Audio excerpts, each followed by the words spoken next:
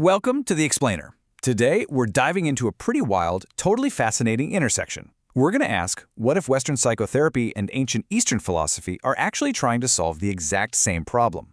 Now, I know, one feels like this rigorous clinical science, and the other feels like mystical religion, but we're going to explore how they actually intersect to break us out of a very specific, very hidden kind of trap.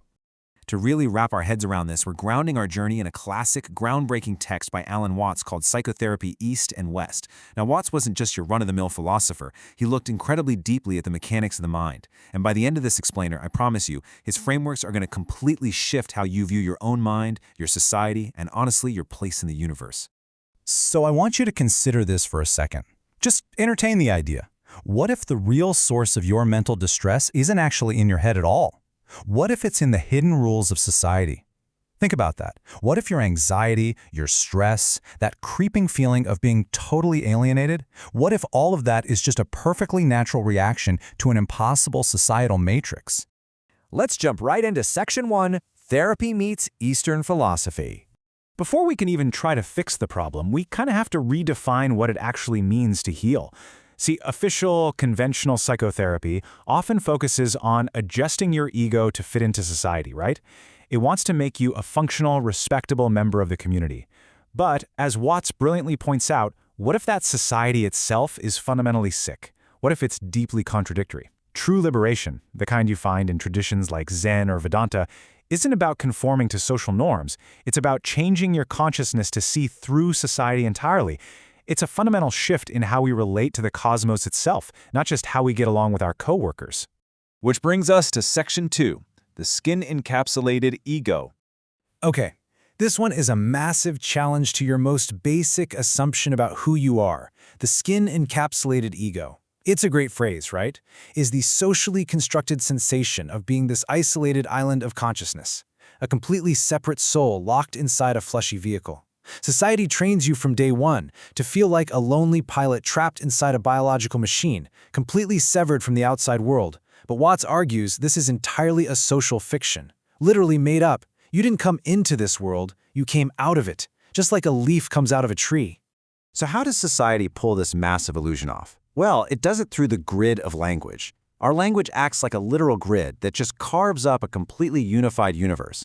It forces us to use nouns for things and verbs for events, which tricks us into thinking the world is made up of all these disconnected little bits.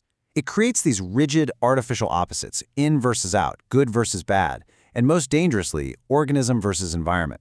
Our language totally tricks us into inventing these false divisions, and we just completely ignore the fact that the organism and the environment are actually one unified, continuous field of behavior. All right, let's look at Section 3, Society's Impossible Double-Bind. This linguistic grid we just talked about, it creates a massive glitch in our social matrix. It's a concept Gregory Bateson called the double bind. Now, a double bind is a predicament where you are forced to take mutually exclusive actions, and here's the kicker, you are actively prevented from realizing or commenting on the paradox. Here's exactly how society uses it on you. Society demands that you act as a completely independent, free-willing agent, but it strictly punishes you if you don't follow its exact rules for how to be independent. You are literally commanded by society to be spontaneous, which is, of course, a complete and total paradox. And this right here is the very core of Watts' analysis. This is the trap of the ego, and it's why we need a countergame of liberation. You are essentially damned if you do and damned if you don't. You're handed this strict identity by society, told you are entirely independent, but then forced to conform to a million arbitrary rules just to prove it. This creates the absolute perfect breeding ground for anxiety. Why? Because you are constantly, exhaustingly trying to solve a problem that is fundamentally nonsensical. Because the first rule of the social game is that the game absolutely must continue, and above all else, it must be taken seriously. This is our primordial repression as human beings. We are forced to play this social game of separate egos and isolated identities, all while pretending it's a matter of absolute life and death. We aren't allowed to just stop and admit, hey, these identities are just conventions we all made up so we could talk to each other. Which naturally leads us to Section 4, Seeing Through the Illusion. Thankfully, there is a way out of this trap. You know, when Eastern philosophies talk about Maya or illusion, they aren't saying the physical world isn't real. You don't have to believe the chair you're sitting in is fake. Maya is a social illusion. It's the entire world conception of a culture, viewed as a play or a game. It's the arbitrary rules of social communication. So liberation is simply seeing through these social concepts. It's not about denying the concrete physical universe you actually live and breathe in. And I love this, because it totally strips away all that esoteric smokescreen. The myth out there is that to be liberated, you have to believe in literal reincarnation or magic or supernatural powers. But the fact? Liberation is actually a highly practical, almost scientific shift in perspective. It is about seeing through social conventions and realizing that your feeling of being an isolated ego is basically just cultural hypnosis. You don't have to learn how to levitate, you just have to wake up to the relativity of how society defines you.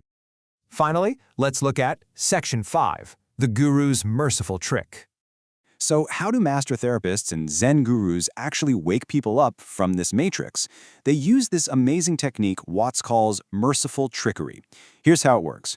First, the guru or the therapist pretends the student's false problem, their ego-driven anxiety, is entirely real. Second, they assign them an absolutely impossible task based exactly on those flawed premises. Third, they force the student to completely exhaust their false assumptions by trying desperately to solve it. And then finally, they just wait for the breakthrough.